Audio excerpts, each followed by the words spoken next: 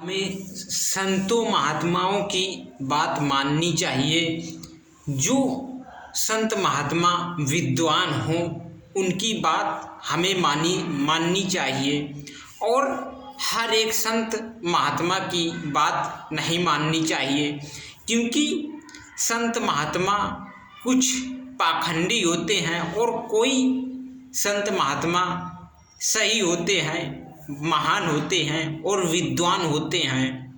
तो एक बार एक संत अमेरिका गए भ्रमण करने के लिए, वहाँ घूमने के लिए, और वो वहाँ सोच रहे हैं कि मैं अगर यहाँ 3 दिन रुक जाता हूँ तो यहाँ रुक जाऊँगा और मैं अमेरिका में भी घूम लूँगा, अच्छी अच्छी जगहों में घूम लूँगा, ताकि मुझे हर एक चीज़ की जानकारी हो जाए। तो उन्होंने उनसे एक महान सेठ जी मिले, जो सेठ वहाँ अमेरिका के ही रहने वाले थे और उनके यहाँ एक बहुत ही बड़ा फ्लैट था, जो फ्लैट को वो किराए में लोगों को देते थे। और उन्हीं संत से वो सेठ जी की मुलाकात हुई और सेठ जी संत से बोलते हैं कि महात्मा जी, अगर आप हमारे यहाँ पर कुछ दिन के लिए ठहर जाएं तो बड़ी महान दया होगी, हम पर बड़ी कृपा होगी कि आप जैसे संत हमारे मकान में रुक जाएंगे और हमारा उद्धार हो जाएगा, क्योंकि आपकी चरण हमारे मकान में पड़ेंगे तो हमारे मकान की शोभा बदल जाएगी। तभी वो संत सोचने लगे कि मैं यही सोच रहा था कि मुझे कोई कमरा मिल जाए और 2-3 दिन यहाँ पर रुक लूँ। तो वो महात्मा सेठ जी से बोलते हैं कि ठीक है, मैं तुम्हारे यहाँ चलने के लिए तैयार हूँ, लेकिन मैं 3 दिन रुकूँगा। सेठ जी बोलते हैं कि महात्मा, ये आप कैसी बात कर रहे हो, ये आप ही का तो सब है और यहाँ हमारा क्या है, ये सब भगवान की लीला है। आप अगर जितने दिन आपका मन हो आप उतने दिन हमारे मकान में रुक सकते हैं। तो वो महात्मा सोचने लगे कि ये संत बहुत हमारे पिंडे पड़ गया है, तो हम लाओ यहाँ पर रुक ही लेते हैं। तभी वो संत वहाँ पर उस सेठ जी के मकान में 3 महीने तक कमरा लेकर के रुका। इसके बाद 3 महीने के बाद जाने की तैयारी किया और सेठ जी से बोलता है, सेठ जी, अब हमें अपने गांव जाने दो, क्योंकि हमें वहाँ भी देखना है। तो सेठ जी बोलते हैं कि ठीक है महात्मा, आप जाइए, लेकिन हमारे कमरे का किराया तो दे दो, वही 3 महीने का 40,000 रुपया होता है, आप हमें 40 रुपया दे दो और 40,000 रुपया दे दो और आप जाओ।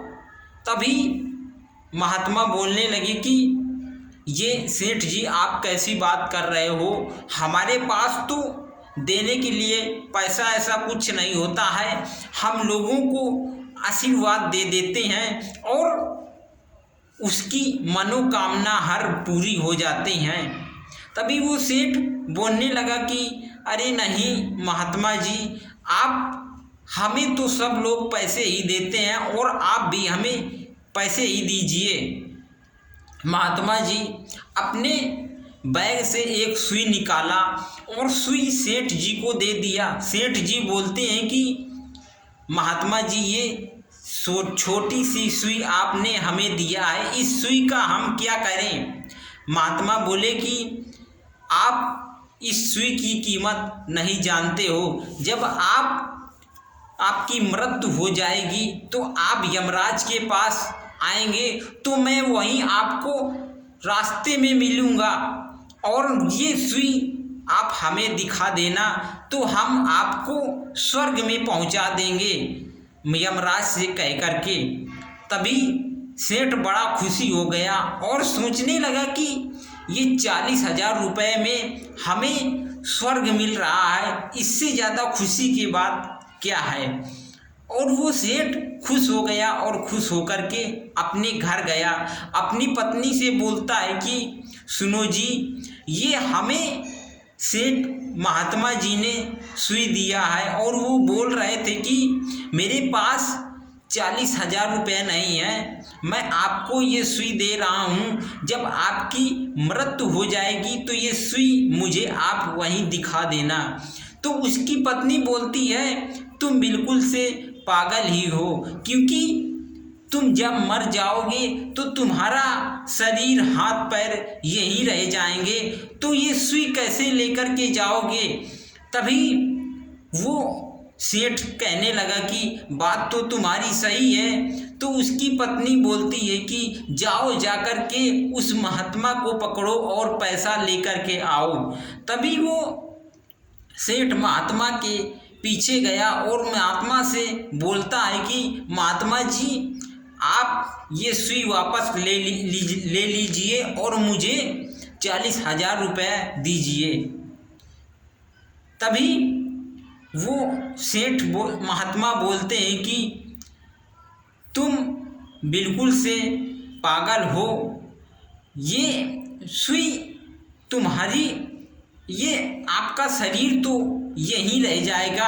आपकी पत्नी ने सही तुमसे बताया कि तुम्हारा शरीर तो यहीं रह जाएगा, लेकिन तुम्हारी पत्नी ने सही बताया कि तुम उल्लू हो, लेकिन अब हमसे आप कहने आए हो, अब तुम डबल उल्लू हो गए हो। तभी वो सेठ बोलने लगे कि सेठ जी, महात्मा जी, ये आप क्या कह रहे हो। तभी सेठ कहने लगे कि हाँ, महात्मा कहने लगे कि हाँ सेठ जी, मैं सही कह रहा हूँ, क्योंकि जब हमारा शरीर यहीं पर रह जाएगा तो आप क्या पैसा लेकर के भगवान के पास जाओगे। तो सेठ बोलने लगा कि महात्मा जी, ये बात तो आपकी सही है और आपकी बात मानने लायक है, लेकिन मैं हर एक व्यक्ति से पैसा लेता हूँ, तो आपसे पैसा क्यों ना लूँ। तो महात्मा बोलने लगे कि क्या बच्चा अपने माता पिता से भी पैसे लेता है। हमारा इस दुनिया में कोई नहीं है, कोई परिवार नहीं है, ना कोई बीवी बच्चे हैं। इस दुनिया में हम लोगों की सेवा करते हैं, उसी से हम लोगों को आशीर्वाद देते हैं, उसी से लोगों को पुण्य मिलती है। तो महात्मा ऐसी बात सेठ जी से बोलता है। तो सेठ जी बोलने लगा कि महात्मा जी, आप सही बोल रहे हो, अब हमें किसी चीज़ की ज़रूरत नहीं है, हम भी लोगों की मदद करेंगे, आप जैसे लोगों की, और हमें पैसे की आवश्यकता अब नहीं है, हमारे पास जितना है बहुत है, अब हमें और कुछ नहीं चाहिए। इसी प्रकार सेठ महात्मा को जाने दिया और सेठ अपने घर में फिर से वापस आ गया और अब हंसी खेल के हंसी खुशी रहने लगा अपने घर में।